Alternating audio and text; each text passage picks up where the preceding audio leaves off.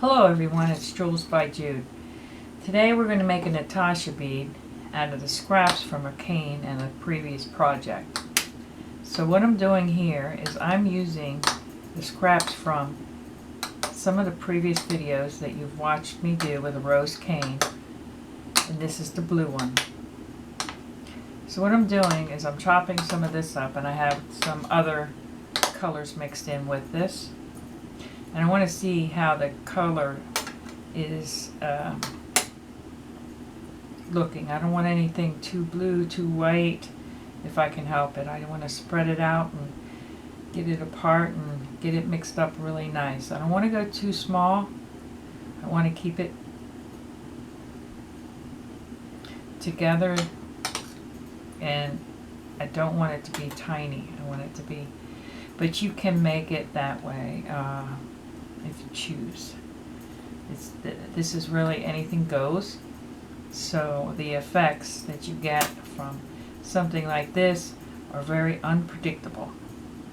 So once you have it all chopped up and mixed together, you start forming it back into a log, a cane of its own. You want to roll it, press it together, and you want to make sure there's no air, or you don't want too many separations in the clay. You want to try to get that back into a cane shape.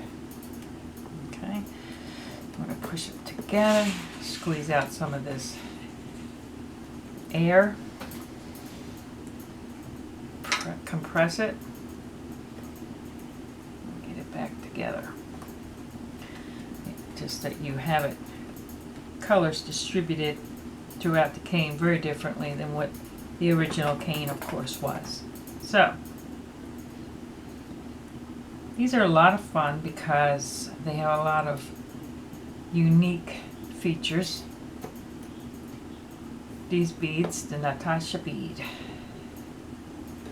Now I'm going to twist a little bit, and then you have to wake this clay back up by warming it and twisting it. And sometimes these are old. It just depends on how long you keep your scraps and what you do with your scraps, because a lot of times I'll make beads that are the same color of maybe some of the pendants or the beads that I made or something like that, and I will make earrings, and I haven't done too many bracelets. I think that's what we might tackle the next time when I come back. Hope everybody's doing well. You're doing fine so far. Okay, now what I'm going to do here is press this down a little bit. Let me get my other one. There we go. So now what we're looking at doing here is getting us a nice even block.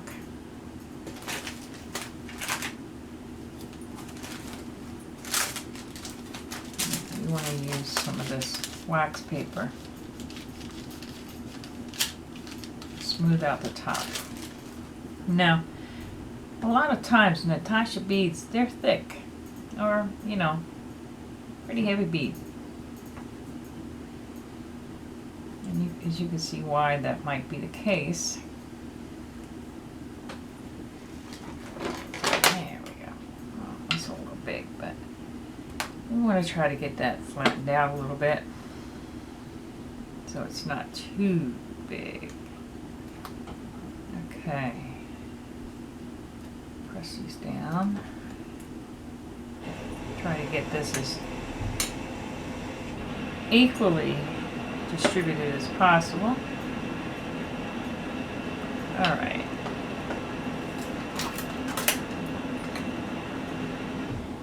Now what I would like to do is to get this right down the middle as much as possible.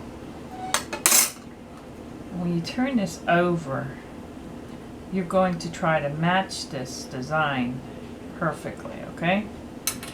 Not always an easy task. We got a little transfer there. There we go.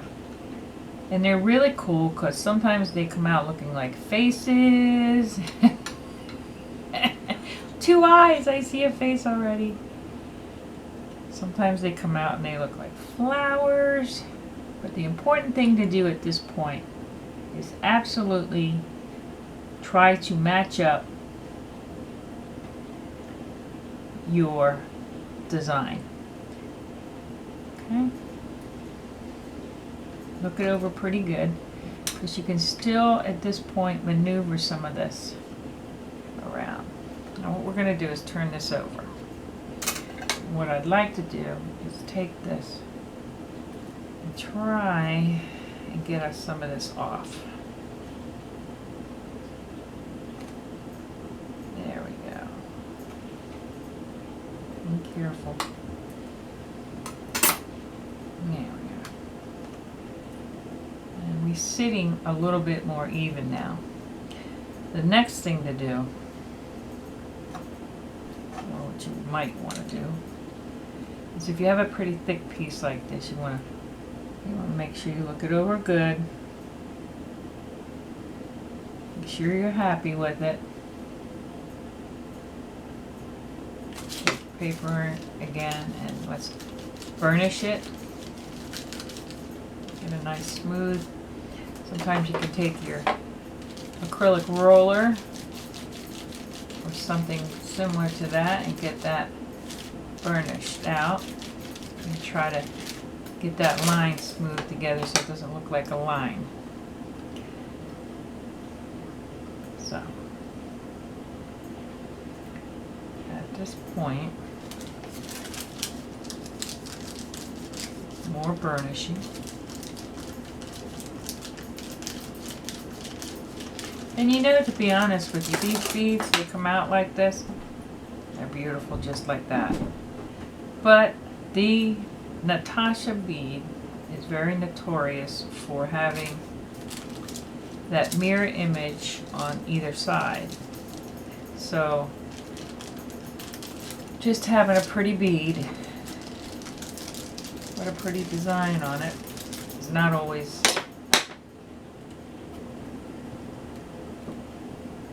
a Natasha bead. Alright, there we go. I want to try to make this as even as possible. There we go. Now, let me look at it this way. Alright. I like it. So, there's a lot of different things you can do with this now at this point. I hope I'm in. We still have a lot of leftover clay here that we could do things with, so we'll put that aside. And now we have just our bead. So, you can stick holes through it this way or that way. You can do a lot of different techniques here. Okay. And what I'm going to do is shore it up on all of the ends.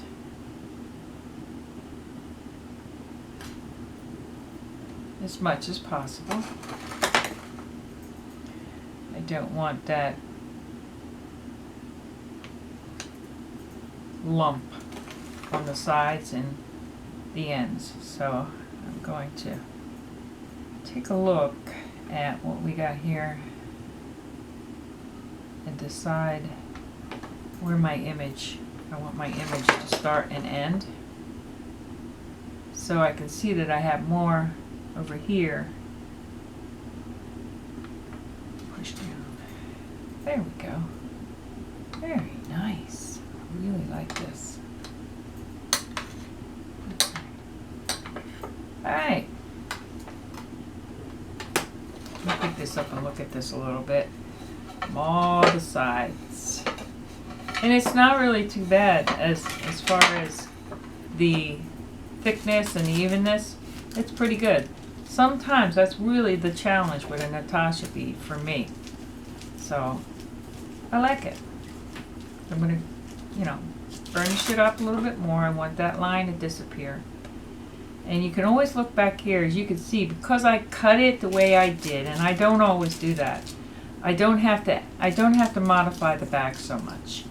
And I'll have to show you that in another video if you don't already know what I mean. Okay? Because this is the way we managed to do it this here, and I think it looks just fine. So I'm going to put this in the oven. I'm going to bake it at 275 for an hour. And then we're going to decide what we're going to do with it. Okay, everybody, I'm back. I have my Natasha bead, and I have a faux leather cord from, let me see, is that from Beadaholic? Okay, I haven't finished cutting that, but I want you to see what we have out here. I'm not going to put resin on my bead today. I'm going to leave it the way it is. And I'll let you see that's pretty crazy stuff there going on. I like it. Came out great. I'm going to measure this out. I think I'm going to do a, let's see, that's 16, maybe 20 inch. Okay. And these are my findings. I'm going to drill a hole in my bead. Okay. And I'm going to put my eye screw on there. That's what I want to use. Excuse me. And this will be my bail with a loop. And these will be my end caps. And these will be my clasp. I'm going to show you how to do all that, okay? So let's start with, let's get the hook, the eye hook in there. That's what I call it, an eye hook. Oh, I'm sorry. Let's cut the cord first. Okay, I'm going to measure out. This is 16 inches. Okay, and then I'm going to do 4 more inches. And that should be a 20 inch. Just going to cut that with scissors. Put that aside. So now we have the correct measurement. And what we're going to do is drill a hole in the top of our bead. Okay. Now let me see how, see, that's approximately an inch. So I'm going to measure it out to be a 1/2 inch, which is right about where this little white mark is here. And I'm going to put my little, I call them binoculars, but they're magnifying glasses. And I'm going to proceed to start that hole. Okay. Now that I've started it, I know where I want to put my hook. Alright. Now you can do this with your hands, or you can do it with your chain nose pliers, something like that, which is what I might try to do here. Or you might need to go back and put more of a hole with your drill. But I like to drill it in with the eye hook here, twist it in like this. And as you can see now, it's working. Once you get it started, you're pretty good, you know. Now, what you can do if you so choose to, which is usually advisable, is to go ahead and put some super glue in that. So, and there you go. The beginning, the beautiful thing. Alright, now what I'd like to do is I want to show you how I'm going to do this so that it will hopefully all come together quite well. And oh, I need one more jump ring. Decisions, decisions, decisions. There we go. Alright, now what I'm going to do is put everything together before I attach my cap ends to the ends of my leather cord. Okay? And I'll show you how I'm going to do that. That way I don't have to wait for it to dry to show you. That's really what it amounts to. So this is how I'm going to do. So I'm going to have to glue the cap ends on. Alright. Okay, so I have it done, all my jump rings. I had to get another jump ring. And now I'm going to show you how to put it together, and then I will glue the caps on. And these are the caps. Okay? So first you want to do is you either have open jump rings like these two are. If not, I'll show you how to open them up. You want to take 2 sets of pliers and just twist to the side. Okay? Went all the way around. There we go. And I'm putting on my bail with a loop. There we go. And then I'm going to close this jump ring and make sure your ends are touching. And now you have your bail. Now, excuse me, you can make that, oops, sorry about that. You can make that a smaller jump ring. And since I have you on here, we're going to do that now. I don't like the way it looks. It's got too much play in it. Let me get these. So let's try the smaller one. I like that better. Oops. I like that better. Less play. Okay. Now what I'm going to do is put the clasp together. And this will be the jump ring that the clasp hooks to. And this will be the bigger jump ring.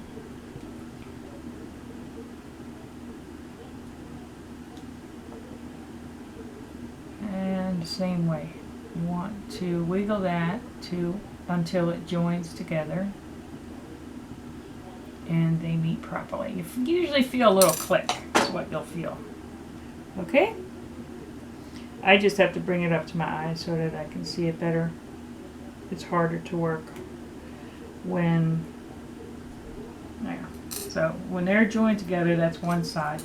And now what we're going to do is take the clasp to the smaller jump ring, as soon as I can find the join. Here we go. Alright, and I'm going to open it just the same way, slight twist. Okay, and I'm going to put my clasp on. Sorry, I got to put my head down. I'm blind! Okay, now I'm going to do is, same as I did before, I'm going to take that jump ring, and for closure, I'm just going to take that and wiggle it until it's joined, and voila. Now what I'm going to do is I'm going to place my Natasha bead on here like so. Okay.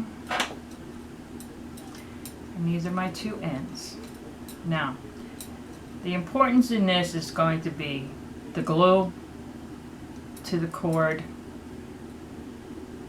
to the cap. Alright? Now, here I have placed these together just so that you can see how it would end up looking if this were your piece and you use these items. Okay? So there you have it. Now I'm going to take I use Gorilla Glue. You can use jewelry glue. You can use super glue. You can use anything that works for you. E6000, E7000, whatever you like. There's a lot of them out there, and I just happen to be currently into the Gorilla Glue. Okay? So this is what you're going to do. I usually use the brush.